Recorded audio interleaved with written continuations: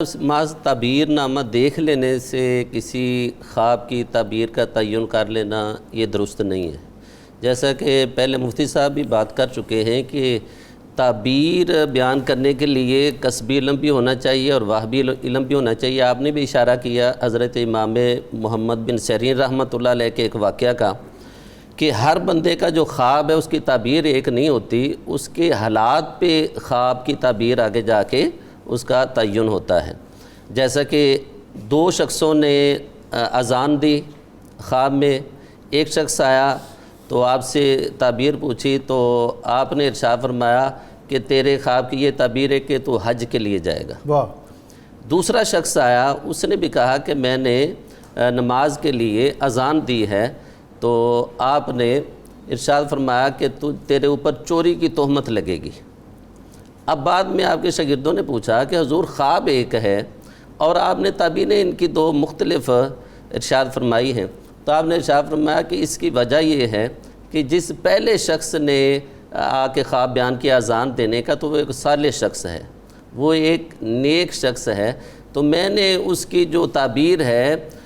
وہ قرآن سے اس طرح نکالی ہے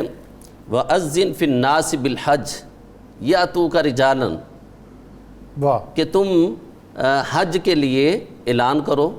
تو وہ نیک شخص تھا تو اس سے میں نے تعبیر اس کی حج کے لیے نکالی، اور جو دوسرا شخص تھا اس کے حالات سے میں واقف تھا، وہ ایک فاسق شخص ہے، گناہگار شخص ہے۔ جب اس نے یہ خواب دیکھا تو اس کی تعبیر میں نے سورہ یوسف سے نکالی، ثم اذن مؤذن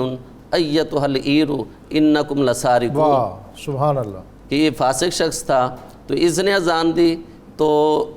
قرآن حکیم میں ہے کہ وہ جیسا کہ یوسف علیہ السلام کے وہ بھائی آئے، انہوں نے وہ بیچ میں پیالہ رکھ دیا تو کہا ایتھا السارقون، تو اس کی چوری سے وہ تعبیر نکالی۔ تو اس کے لیے یہ ضروری ہے کہ جو ائمہ فن ہیں، حضرت امام باقر رحمۃ اللہ علیہ وہ بھی ائمہ فن میں سے ہیں، اور انہوں نے ایک کتاب بھی اس پہ تصنیف فرمایا، فرماتے کہ 4 لوگوں سے آپ خواب بیان نہ کریں، 4 لوگوں سے خواب بیان نہ کریں۔ پہلا فرمایا کہ بے دین شخص سے آپ خواب نہ پوچھیں، فرمایا کہ جاہل سے آپ تعبیر نہ پوچھیں،